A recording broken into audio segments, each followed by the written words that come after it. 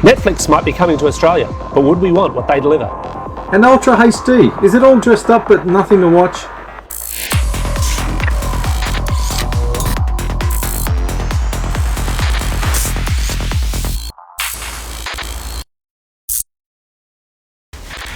Welcome to Vertical Hold, the tech show where we channel surf through the headlines in search of the big picture.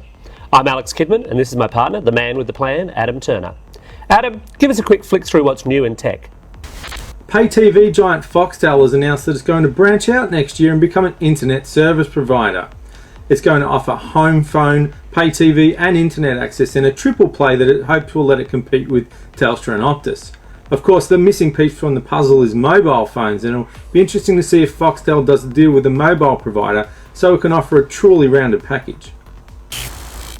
Star Wars fans got something to celebrate when the Dark Lord of the Sith himself, Darth Vader, posted his first Instagram selfie.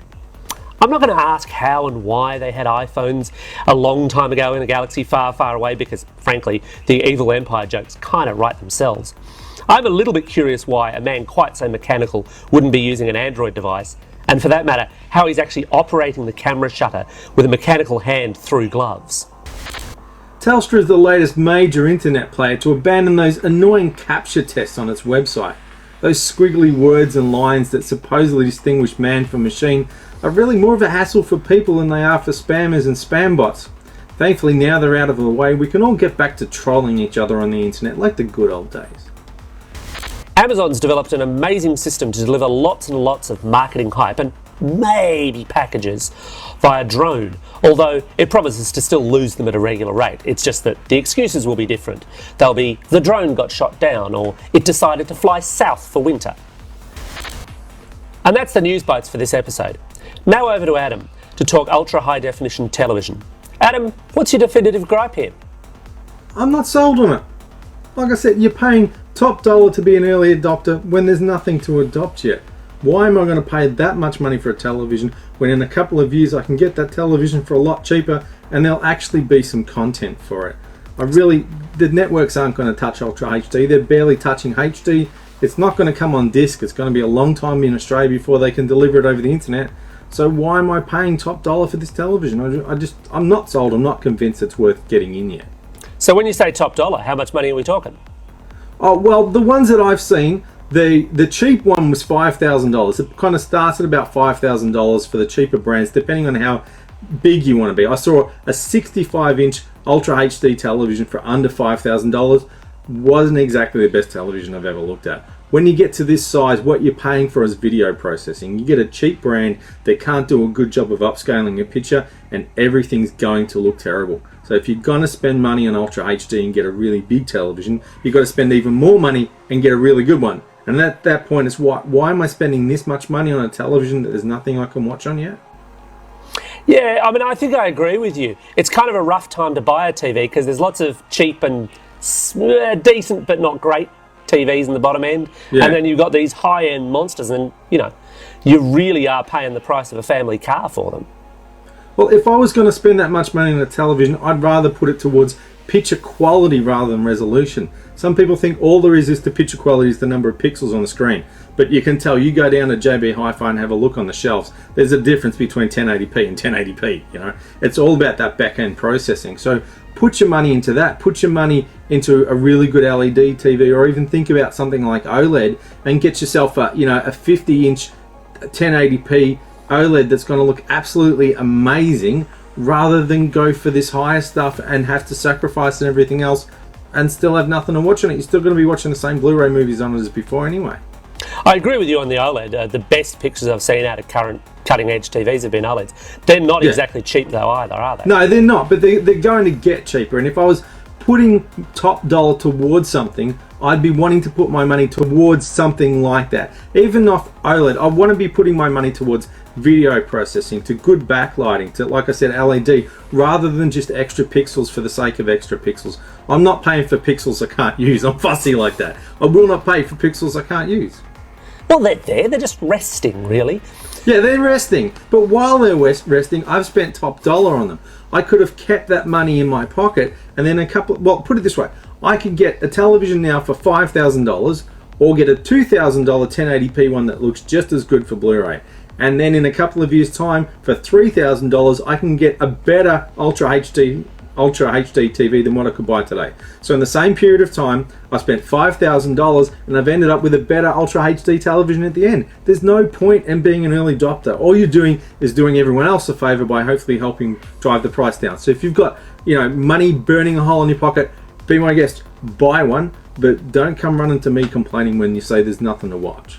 So the fundamental lesson here is, rich people, please buy these TVs because we'd like to have them in 3 to 5 years. Rich person, this is the television for you because then it will get a little bit cheaper for me. Talking about Ultra HD TV, it's interesting that Netflix has been making a bit of noise about trialing streaming 4K content, at least in the US. Now, Alex, there's also talk that Netflix could be a little bit closer to home next year. Look, these rumours, they circle around every couple of months, and there's a lot of people out there who kind of think, oh, Netflix would be this great thing to have in Australia. And I'm not entirely sold on that concept. Yeah, I think I'm with you, actually. Why? Why don't you think it would work here? Okay, there's a couple of problems. I mean, you've got the obvious stuff like the size of the market. So, Netflix works in the States, and it works in the States at the price it's at because you've got, 300 million people that you can sell it to, and they seem to have a fairly sizable proportion of that audience. You don't have the same audience size here. There just aren't that many people.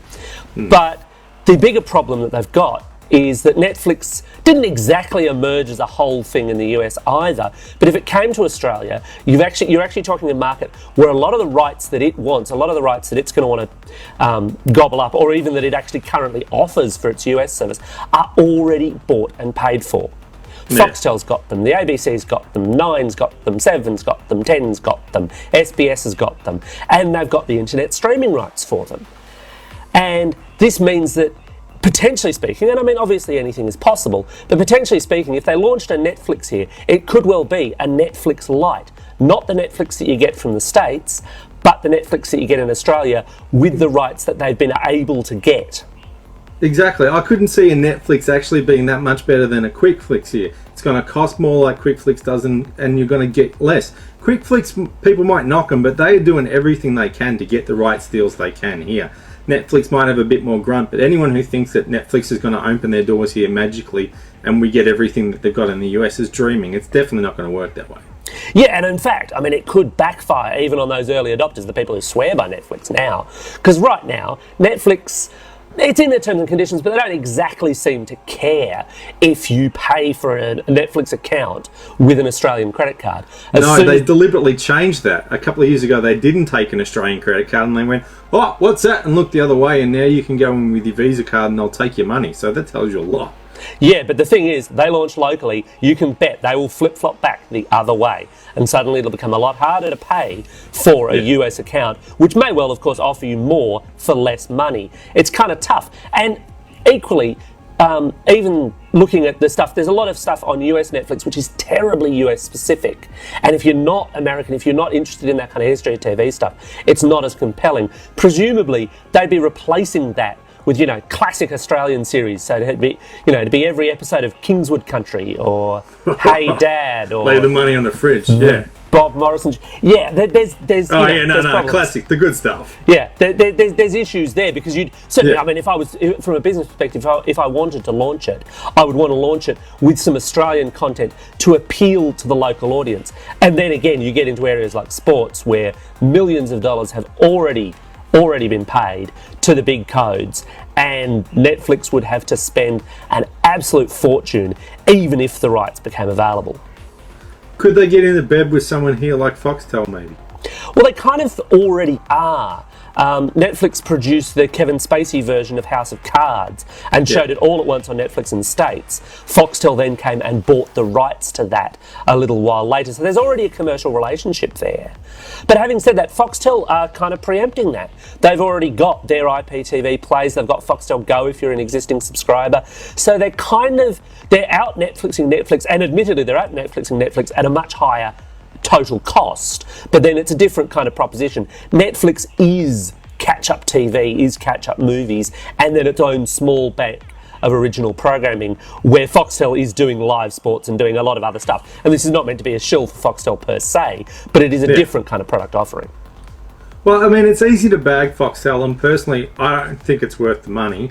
But for some homes it might be. But what you have to give Foxtel credit for is they have done a lot in the last couple of years to see the writing on the wall in terms of the internet and actually do stuff when so many other businesses have just stuck their heads in the sand and hoped this internet thing would go away. Foxtel's seen the writing on the wall and they've come up with some pretty impressive things in the last couple of years. Again, it's not necessarily good value for money for everyone, but at least they're making an effort to keep up with the times rather than others who just get swept aside because they convinced themselves they were untouchable. Absolutely. For my money, there are two, prominent, big, pushing forward players in the IPTV market in Australia, and that's Foxtel and the ABC. And the ABC model, I view, is mimicking what the BBC's done already, but it's doing it very, very well. If you're interested in local internet TV, they're kind of the ways you go. And then you get mobs like QuickFlix and so on, who are, again, they're out there, they're kind of pushing, but it's tricky. And honestly, I don't think Netflix is going to just come in like some white knight and rescue us all and provide even the same package they've got in the States. I don't see it happening. Not impossible, but I'd be very, very surprised. Yeah, I think people wishing for Netflix in Australia might be shooting themselves in the foot. Yeah, definitely. And now it's time for Love It or Hate It, a regular segment where we pick up a tech product or service and decide whether or not we really should love it or hate it. And this week, Google's Chromecast, its TV Android streaming stick. Adam, you've taken up the role of championing the Chromecast. So why should Australians get really excited by Chromecast? Yeah, I'm happy enough to love it if you're happy enough to hate it. It's not perfect.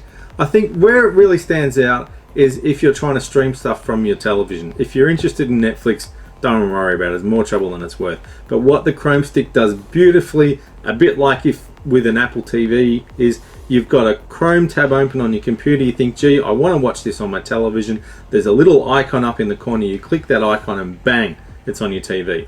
Now, if you're an Android person but you've always been secretly that little bit of jealous about the way AirPlay works, a Chrome Stick could be for you. I mean, a Chromecast could be for you. These things are $35, maybe $50 when you get them to Australia. So even if you're just using it to get what's in the browser on your computer onto the television, then it could be a good deal.